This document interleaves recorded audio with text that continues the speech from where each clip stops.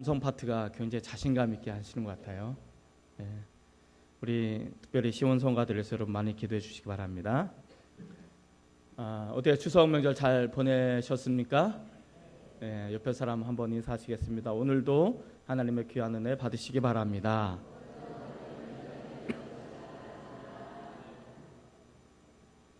네, 추석 명절 저는 교회를 열심히 지켰습니다. 네, 거제에 있는 것도 참 좋더라고요. 아름다웠고 또 아들들과 함께 이곳저곳을 떠나는 그 거제 곳곳을 다니는 것도 좀 좋았던 것 같습니다. 금요일 날은 청년들과 밥을 먹고 청년들과 영화 한 편을 봤습니다. 혹시 밀정이라는 영화를 보셨나요? 네, 밀정 영화를 봤는데 볼 때보다도 보고 나서 곰곰이 생각할 때 그 영화의 묵직함이 더 다가오는 것 같았습니다. 이 밀정이라는 시대적 정황은 어떻게 보면 독립이 요원한 상태 속에서 독립을 꿈꾸는 의열단과 그리고 독립은 오지 않을 거다라고 믿고 있는 친일 경찰의 관계 속에서 벌어지는 심리적인 또 인간적인 어떤 그런 모습들을 밀도 있게 그리는 어떤 그러한 영화였습니다. 마지막 제가 봤던 정말 소름 돋았던 장면 중에 하나가 송강호 씨와 이병헌 씨와 공유 씨가 함께 하는 씬이었는데 거기에서 주고받는 그런 대화 중이었습니다. 대사 중에 이런 말이 있습니다. 사람은 자신의 이름을 어디에 올려야 할지를 결정할 때가 온다라는 대사입니다. 사람은 자신의 이름을 어디에 올려야 할지 결정할 때가 온다. 참 멋진 말인 것 같아요. 그러니까 지금은 나라가 잃어버리고 어려운 상태 속에 있고 또 일본의 제국주의가 이 나라를 지배하는 어떤 그런 상황 속에 있음에도 불구하고 그러함에도 불구하고 우리들의 이름이 어디에 있어야 될지 친일이라는 그곳에 내 이름이 올려져 있을지 아니면 조국의 독립을 위해서 기꺼이 희생을 하면서 희생하는 그 의열단 속에 자신의 이름이 놓여져 있어야 될지를 묻고 있는 그런 내용이었습니다. 저는 이것이 마치 이렇게 들리는 것 같습니다. 우리는 하나님과 세상 속에 두 세계 속에 살아가고 있는 그런 사람들입니다. 두 개의 시민권을 가지고 있습니다. 하나는 하나님이 주시는 하늘의 시민권을 가지고 있고 또 하나는 이 땅에 살아가는 필요한 이 땅의 시민권을 가지고 있습니다. 우리는 분명한 것은 이 땅에 발을 딛고 살고 있고 이 세상에 필요한 것들을 자양분 삼아서 살아가고 있는 그런 사람들입니다. 그럼에도 불구하고 이 세상과 전혀 이질적인 또 다른 세계, 또 다른 것 이것을 가지고 우리는 살아가게 되어짐을 이야기해 주고 있습니다. 이 세상적인 것과 하나님의 것은 서로 공통 분모를 가지고 있는 것이 없습니다. 서로 상극과 같은 그리고 대립적인 그런 관계 속에 놓여져 있습니다. 그렇기 때문에 그리스도인들은 세상과 하나님 사이에 왔다 갔다 하면서 갈등을 겪고 고민을 하고 때로는 번민에 빠지게 되어집니다.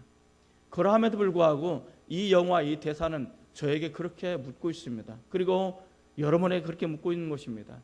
우리가 마지막 순간에 내 이름을 올려야 될 때가 있는데 내 이름을 어디에 올릴 것인가? 이 세상에게 내 이름을 올릴 것인가?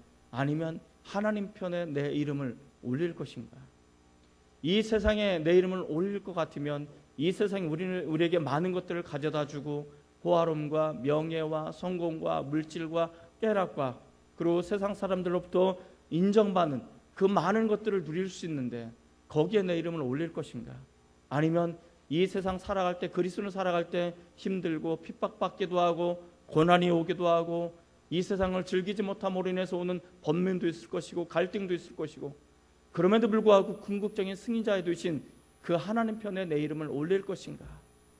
이런 고민들을 우리에게 불러주시는 것 같습니다. 많은 사람들은 지금도 그렇게 말하는 것 같습니다.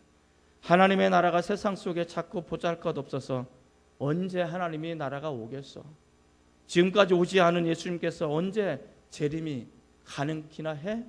나는 이 불확실한 하나님의 것보다 언제 오실지 모르는 그 주님의 재림에 내 이름을 걸기보다 차라리 이 상황 속에 이 세상 속에 내가 만질 수 있고 볼 수 있고 누릴 수 있는 이곳에 내 이름을 올리고 싶어 라고 말하는 사람들도 종종 있게 될 것입니다.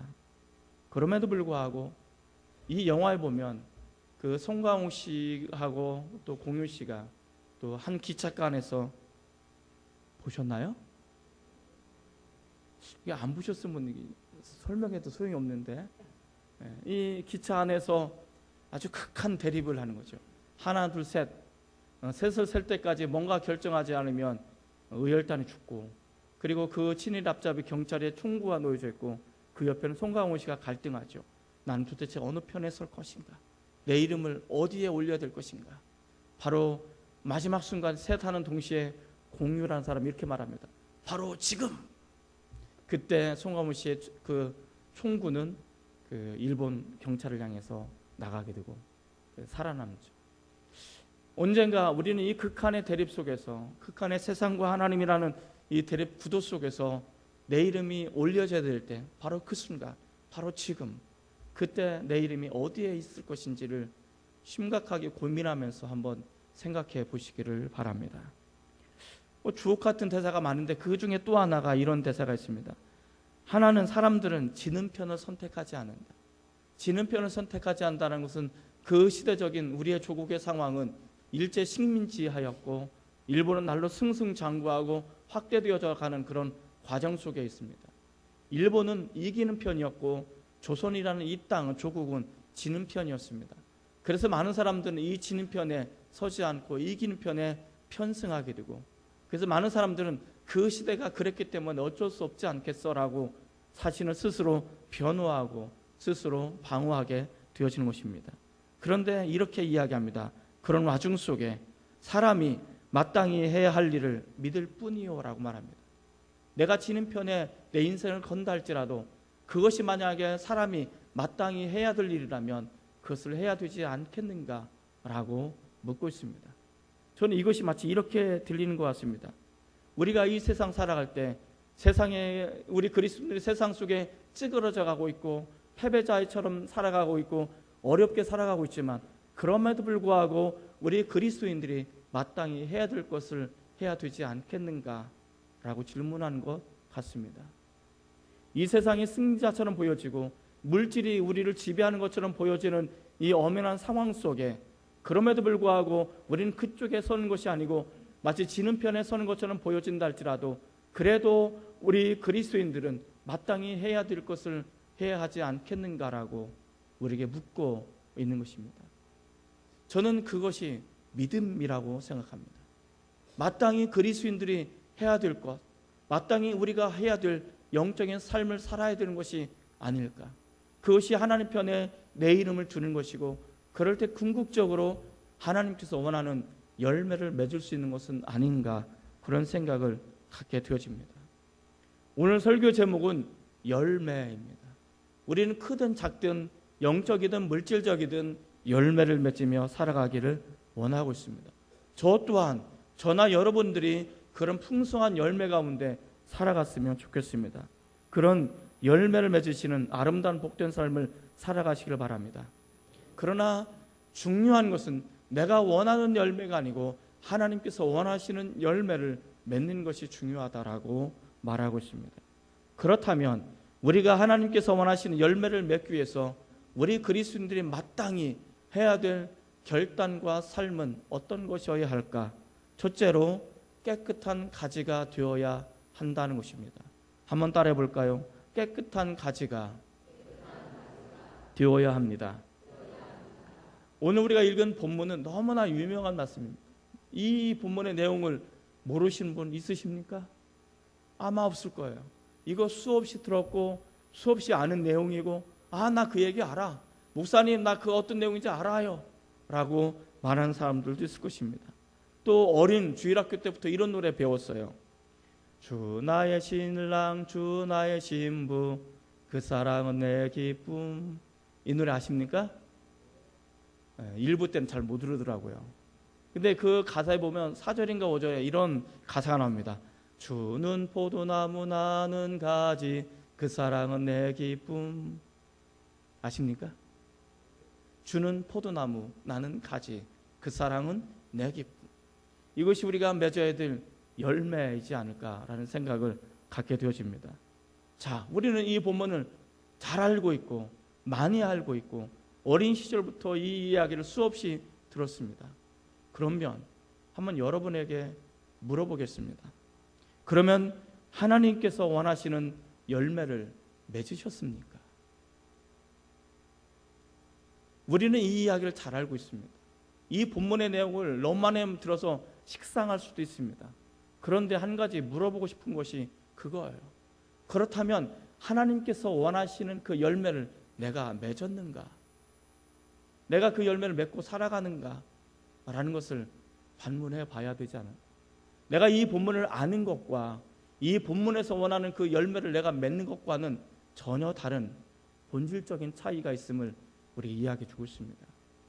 여러분, 내가 아는 것이 중요한 것이 아니고 이 본문을 통해서 내가 어떤 열매, 하나님께서 원하시는 열매를 내가 맺고 있는가, 이것이 보다 더 중요한 질문이지 않을까 생각을 하게 되어집니다. 저는 오늘 저나 여러분이나 정말 하나님께서 원하시는 그런 열매를 맺기를 원합니다. 그 열매를 맺는 첫 번째 결단과 삶이 뭐냐면 내가 깨끗한 가지가 되어야 한다는 것입니다. 한번 오늘 읽은 본문 한번 보도록 하겠습니다. 15장 2절 말씀입니다. 15장 2절입니다. 같이 있습니다. 시작.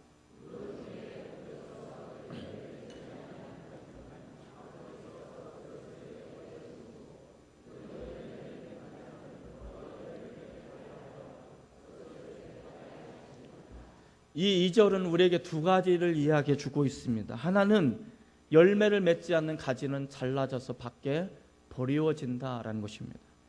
물은 내게 붙어 있어 열매를 맺지 아니하는 가지는, 붙어 있기는 하지만 열매를 맺지 않는 그 가지, 쓸모없는 가지는 잘라져서 제거해 버리신다는 거예요. 이것을 종말론적인 현상으로 보면 열매를 맺지 못하는 쓸모없는 가지는 잘라져서 바깥에 불살라 버려진다라는 심판을 의미하기도 한다는 것입니다. 자, 중요한 것은 내가 예수님을 믿는 것은 분명한데, 내가 예수님을 사랑하는 것도 분명한데, 중요한 것은 하나님께서 원하신 열매를 맺는 삶을 내가 살고 있느냐, 살고 있지 않느냐라고 우리에게 반문하는 거예요. 무서운 거죠. 그런데 이 말을 엄연히 좀 더 깊이 내밀하게 들어보면 내가 열매를 맺느냐 안 맺느냐는 것은 별로 중요하지 않아요. 가지가 열매를 맺습니다마는 가지의 노력, 가지가 열매를 맺는 게 아니라는 것입니다. 가지는 하나의 통로에 불과한 것이고 하나님께서 나로 하여금 열매를 맺게 하신다라는 것을 우리에게 의미해 주고 있단 말입니다. 다시 말한다면 내 가지가 열매가 없다면 나는 나를 통해서 열매를 맺지 않는다라는 거예요. 하나님이 나와 상관이 없는 사람이다라는 것을 우리에게 보여주고 있습니다. 무슨 말씀이죠? 결국 예수님도 마태복음 7장에 보면 그 나무는 그 열매로 알 수 있다라고 말하고 있습니다. 내가 어떤 열매를 맺느냐에 따라서 내가 어떤 나무인지가 마지막 시대 때 판단이 되어집니다. 지금은 이것이 판단이 되어지지 않습니다. 그렇기 때문에 이것은 종말론적인 상황에 우리가 당면했을 때 깨달아질 수 있는, 열매를 맺지 못한다면 우린 심각하게 고민하고 또 고민해 볼 필요가 있습니다. 왜냐하면 열매를 맺지 못하는 가지는 분명히 잘라져서 버려지는 것, 제거가 되어지는 것, 그래서 마지막에는 불에 타 없어지는 가지가 되어지는 것입니다. 마치 알곡과 가라지를 분리해내서 알곡은 천국에 드리고 가라지는 바깥에 불살라지는 것처럼 한 포도나무에 붙어있다 할지라도 열매를 맺는 가지와 열매를 맺지 못하는 가지는 분명히 갈라져서 열매를 맺지 못하는 가지는 바깥에 불살라 버려진다라는 것을 이야기해 주고 있습니다. 이 구절에서 또 하나 우리에게 이야기해 주는 것은 하나님께서는 저나 여러분을 통해서 더 많은 열매를 맺기를 원하신다는 것입니다. 더 많은 열매를 맺기 위해서 우리를 깨끗하게 하신다라고 이야기해 주고 있습니다. 나를 깨끗하게 함으로 인해서 나를 통해 더 많은 풍성한 열매를 맺기를 원하신다라고 이야기해 주고 있어요. 그러면 우리는 어떻게 깨끗해질 수 있을까요? 나는 내가 깨끗하다라는 것을 어떻게 알 수 있습니까? 3절에 보면 이렇게 기록하고 있습니다. 3절 말씀을 한번 같이 읽겠습니다. 시작. 너희는 내가 일러준 말로 이미 깨끗하여 졌으니. 이 3절에서 가장 중요한 단어는 어떤 단어일까요? 중요한 단어 한번 단어 찾기 한번 보겠습니다. 자, 그런 의미에서 3절 한번 더 읽겠습니다. 시작. 너희는 내가 일러준 말로 이미 깨끗하여 졌으니. 어떤 단어예요? 이제 여러분들이 거의 저의 수준에 도달한 것 같아요. 이미라는 단어. 이미 우리는 깨끗해졌다라고 말합니다. 깨끗해질 것이다. 너는 깨끗해져라 라고 말하는 것이 아니고 너희는 이미 깨끗해졌다라고 과거형을 쓰고 있어요. 과거에 너희 이미 깨끗해졌어. 그러니 열매를 맺기만 하면 돼 라고 말씀하시는 것입니다. 그러면 우리가 뭘로 깨끗해졌는가? 내가 깨끗해진 것을 뭘로 알 수 있는가? 내가 일러준 말로, 예수님께서 일러준 말로 이미 깨끗해졌다라고 말합니다. 요한복음 3장에 보면 니고데모라는 사람이 등장합니다. 니고데모가 밤에 예수님을 찾아옵니다. 그리고 이렇게 말합니다. 예수 선생님, 내가 어떻게 하여야 영생을 얻을 수 있습니까? 라고 말합니다. 내가 무엇을 해야, 내가 어떻게 해야 구원을 받을 수 있습니까? 라는 질문이죠. 그때 예수님께서 그 니고데모에게 이렇게 말합니다. 너가 물과 성령으로 거듭나지 않으면 하나님의 나라에 들어갈 수 없다. 물과 성령으로 거듭난다는 게 무엇입니까? 성령으로 거듭난다는 것입니다. 성령을 받는 것입니다. 성령을 통해서 내가 믿음을 갖게 되어지는 것을 의미하는 것입니다. 이 말은 예수님께서 일러준 말로 우리가 깨끗해졌다는 것은 나를 위해서 십자가에 죽으신 그 예수님을 내가 믿음으로 말미암아 그 예수님의 십자가 효력이 발휘되었다라고 이야기해 주고 있습니다. 예수님은 온 인을 위해서, 저와 여러분을 위해서 십자가에 죽으셨습니다. 이것은 엄연한 사실입니다. 그런데 이 예수님께서 죽으신 이 십자가가 내게, 내 심령의 효력이 발행하기 위해서는 그 예수님의 십자가를 내가 수용하고 받아들이는 것입니다. 내가 믿는 것입니다. 내가 예수님을 영접하는 것입니다. 내가 예수님을 믿고 영접하는 그 순간 이 십자가의 보혈이 효력을 발생하기 시작하는 것입니다. 효염이 나타나기 시작하는 것입니다. 그리고 이 주님의 십자가의 보혈로 우리 죄가 깨끗하게 씻김을 받았다라고 이야기해 주고 있습니다. 그런데 어떤 분은 이렇게 말하고 있습니다. 목사님, 그런데 나는 아무리 생각해도 이해가 되지 않습니다. 왜냐하면 내 영혼은 별로 깨끗해진 것 같지 않아요. 나는 여전히 내 안에 죄가 있어요. 해결되지 않는 죄가 있는데 이거 어떻게 하면 좋겠습니까? 나는 여전히 하나님께서 원하지 않는 죄를 범하고 있는데 나는 어떻게 하면 좋습니까? 내가 정말 깨끗해진 거 맞습니까? 그것은 매우 위험한 상태입니다. 만약에 그것을 깨달았다면 성령께서 그것을 깨닫게 해주신 것입니다. 그 얘기는 그 삶의 자리에서 즉시 돌이키라라고 보내는 사인 중에 하나일 것입니다. 그런데 보다 더 중요한 것은 내가 연약해서 어쩔 수 없이 넘어지고 실패하고 죄를 범한다 할지라도 더 중요한 것은 예수님께서, 하나님께서 나를 바라보실 때 그냥 바라보지 않으신다는 것입니다. 하나의 안경을 쓰고 바라보시는데 그 안경이 뭐냐? 그 안경이 주님의 십자가라는 안경을 쓰고 나를 바라보시는 거예요. 하나님이 나를 바라보실 때 이 십자가라는 안경을 벗을 때는 나는 진노의 자녀고 멸망받을 수밖에 없고 내가 해결하지 못한 수많은 죄들로 인해서 하나님께 당장 나를 심판해도 뭘 할 수 없는 그런 사람입니다. 그럼에도 불구하고 하나님께서 나를 바라보실 때는 하나의 안경을 쓰고 바라보시는데 이 십자가를 바라보고 나를 바라보시기 때문에 나를 바라볼 때마다 예수님의 십자가밖에 안 보이는 거예요. 나를 바라볼 때마다 주님의 보혈밖에 안 보이는 거예요. 내 안에 있는 죄가 분명히 있을 텐데, 내가 연약해서 넘어지는 그것이 분명히 있을 텐데 우리 주님께서는 그걸 보지 않으시고 나를 바라보실 때마다 주님의 십자가를 통해서, 주님의 보혈을 통해서 나를 바라보시기 때문에 내가 너를 죄 없음, 내가 너를 용서함이라고 말해줄 수가 있는 거예요. 이게 깨끗해진 상태라고, 이게 믿음의 상태라고 이야기해 주고 있는 것입니다. 여러분, 이것이 주님의 십자가의 은혜입니다. 우리 주님은 이렇게 나를 바라보시고 그 십자가를 통해서 너가 깨끗해졌으니 이제 열매를 맺으라 하고 말씀하시는 것입니다. 찬송가 415장에 보면 십자가 그늘 아래라는 노래가 있습니다.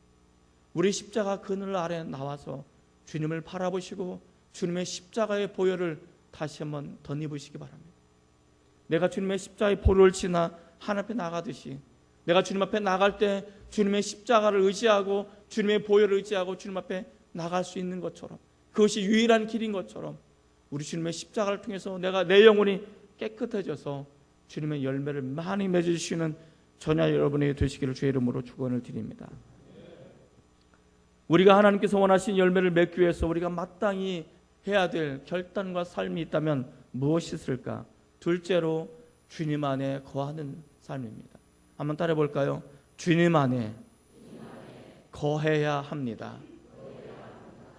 거하다라는 것은 살다, 머무르다라는 뜻이 담겨져 있습니다. 내가 주님 안에 사는 것, 내가 주님 안에 머무는 것. 근데 많은 사람들이 물어요. 어떻게 하면 주님 안에 머물 수 있습니까?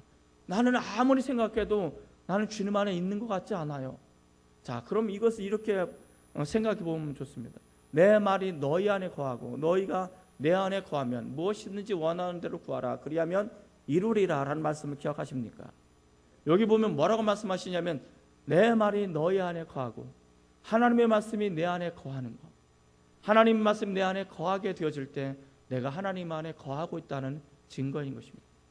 하나님의 말씀이 내 안에 거하고 그 거한 하나님의 말씀이 역사하고 그 거하는 하나님의 말씀이 내 혼과 영과 골수를 쪼개고 세상적인 것과 영적인 것을 분리해내서 결국은 세상적인 것을 다 몰아내고 내 안에 고결하게 하나님을 바라보고 하나님을 의지할 수 있는 그런 삶을 살아갈 수 있게 만드는 그 하나님의 말씀이 내 안에 있다면 나는 하나님 안에 거하는 거예요. 하나님 앞에 살아가는 거라고 이야기해 줄 수가 있는 것입니다. 자, 그러면 내가 하나님 안에 거하다라는 것은 세 가지 의미가 있습니다. 몇 가지 의미가 있다고요? 세 가지. 첫 번째 의미는 뭘까요? 첫 번째 의미는 붙어있다라는 의미가 있습니다. 붙어있다. 내가 하나님 안에 거합니다. 주님 안에 거합니다라는 것은 주님 안에 붙어있다라는 뜻을 가지고 있습니다. 4절 말씀을 한번 같이 읽겠습니다. 4절. 자, 4절 한번 같이 읽습니다. 시작.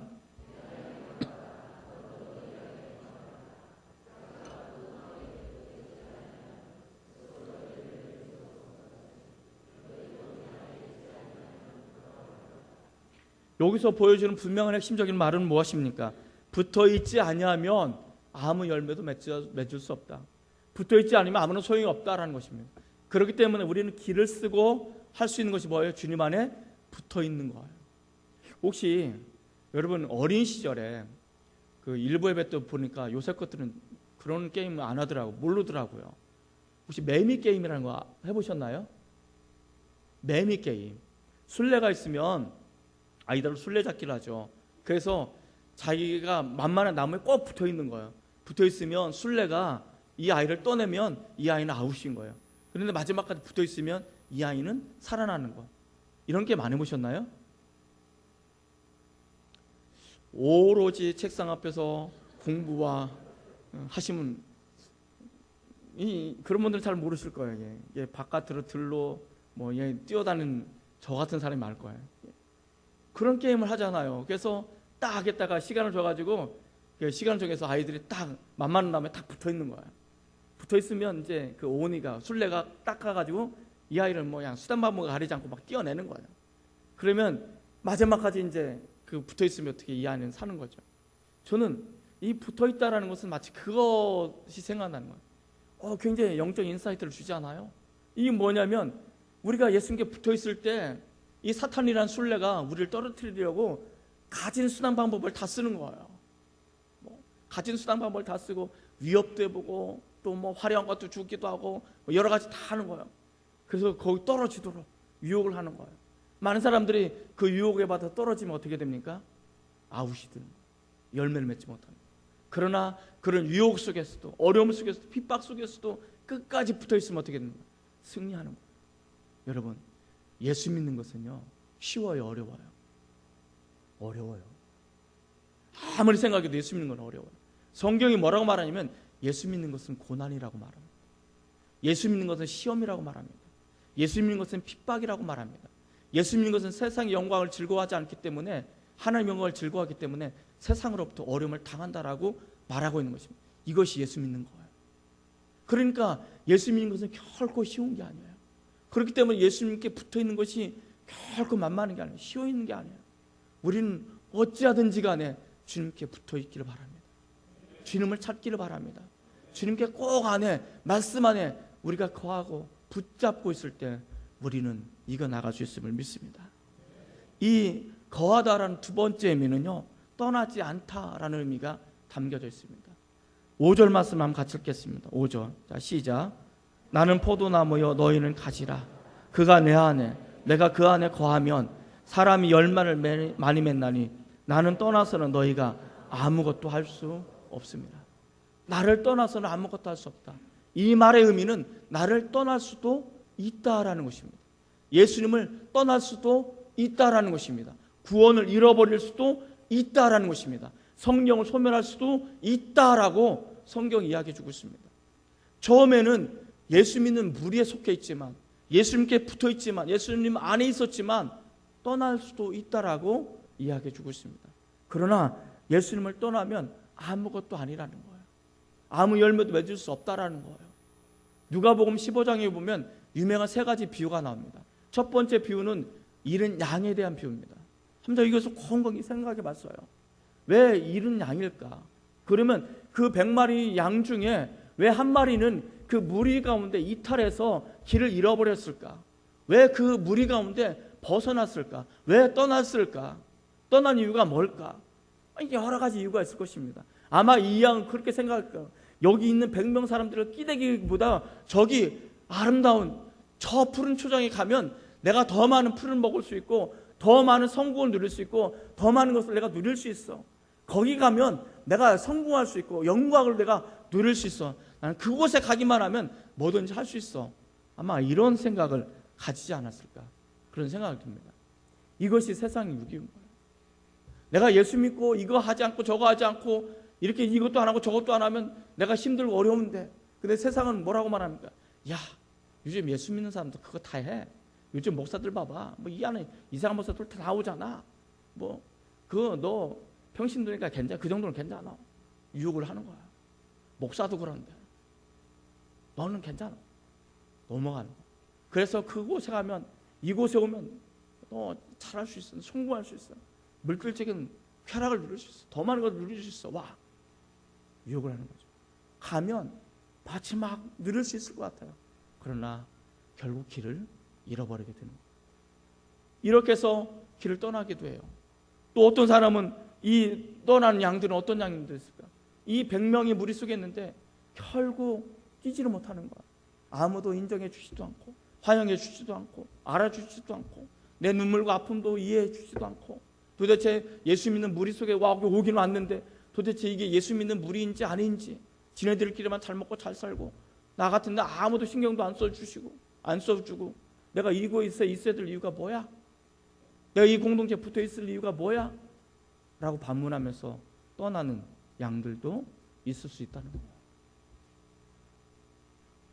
그 책임은 하나님 우리에게 물으실 수 있을 것입니다. 반드시 물으실 것입니다. 그럼에도 불구하고 그렇게 그것 때문에 떠났다 할지라도 그 양은 아무 열매 맺을 수 없다는 거예요. 우리가 어떤 모양으로든 어떤 모습으로든 이 공동체부터 벗어난다면 우리는 아무런 의미가 없다는 거예요. 예수님을 떠나면 아무런 의미가 없습니다. 저는 이 공동체가 완벽한 공동체라고 저는 말하고 싶지 않습니다. 이 공동체에도 시험이 있고요, 분란이 있고 어려움이 있고 죄가 있고 그럴 수 있습니다. 그럼에도 불구하고 하나님께서 이 공동체를 포기하지 않습니다. 왜냐하면 이 교회를 주님께서 피로 값주고 사신 그런 교회라고 말하고 있기 때문에 그런 거예요. 우리가 못나서 그렇지 예수님이 못난 게 아니기 때문에 그런 거예요. 우리는 그 아름다운 공동체를 만들어갈 의무가 우리에게 있음을 성경은 이야기해 주고 있습니다. 우리로 인해서, 우리의 잘못된 것으로 인해서 떠날 수밖에 없게 만드는 그런 상황을 만들어서는 절대로 안 됩니다. 이것이 우리에게 필요한 거예요. 세 번째 의미는 주님과 더불어 살아간다는 의미가 있습니다. 주님 안에 거한다는 것은 주님과 더불어 교제하면서 살아간다는 것입니다. 주님 안에 머물러 있고 거한다는 것은 주님과 교제한다, 주님과 동행한다, 주님과 함께한다 라는 것을 우리에게 이야기해 주고 있습니다. 여러분 한번 물어볼게요. 여러분 일주일 동안 살면서 평상시 하나님 얼마만큼 생각이 나십니까? 예수님이 얼마만큼 생각이 나십니까? 만약에 여러분들이 일주일 사는 동안 이 예배 시간만 하나님만 생각이 나고 이 예배 시간만 하나님만 기억나고 평상시 살아갈 때 하나님이 기억나지 않고 예수님이 기억나지 않고 말씀이 기억나지 않는다면 죄송한 얘기인데 그분은 하나님과 교제하지 않는 분입니다. 주님과 동행하지 않는 분입니다. 내 안에 주님이 있어도 그 주님과 교제하지 않는, 주님과 진정한 동행을 이룰 수 없는 삶을 살아가는 것입니다. 이것이 거하지 않는 것. 중요한 것은 내 안에 하나님이 계시고 내 안에 주님의 말씀이 계시면 우리가 그 말씀과 교제를 해야 되고 나눔을 가져야 되고 하나님의 생각이 나야 되고 하나님 이런 상황 속에 있는데 내가 어떻게 했으면 좋겠습니까? 기도하게 되어져 주님을 바라보게 되고 이것이 주님과 교제하는 삶이라는 것입니다. 여러분 은혜 그 설교 시간 은혜 받기를 원하시죠? 안 원하십니까? 원하시죠? 은혜 받는 방법을 알려드릴까요? 은혜 받는 방법은요 묵상을 하시면 은혜가 돼요. 꾸준히 묵상을 하시면 은혜가 됩니다. 두 번째는요 훈련을 받고 양육을 받으면 은혜가 됩니다. 거짓말 같죠? 진짜입니다. 세 번째는 성령을 받으면 은혜가 됩니다. 성령 안 받고 훈련과 양육을 받은 것들은 머리만 커져서 티 받아요. 그런데 성령을 받으면 그 말씀 안에 놀라운 역사가 일어나요. 아래로 내려가게 됐어요. 높아지는 것이 아니라 아래로 내려가서 다른 사람들의 아픔을 바라보고 다른 사람의 어려움을 바라보고 내가 어떻게 하면 저 사람을 도울 수 있을까? 내가 어떻게 하면 저 사람의 아픔을 매만질 수 있을까? 싸매줄 수 있을까? 닦아줄 수 있을까? 이게 하나님의 마음이에요. 이게 말씀을 통해서 하나님과 교제하는 거예요. 이럴 때 설교를 들으면 은혜가 되는 거예요. 저는 여러분들이 그런 사람이 되었으면 좋겠습니다. 은혜 받을 만한 때 은혜 받으시고 기도할 만한 때 기도하셔서 주님 안에 머물므로 인해서 놀라운 삶의 축복이 임할 수 있기를 주님의 이름으로 축원을 드립니다. 기도하시겠습니다. 하나님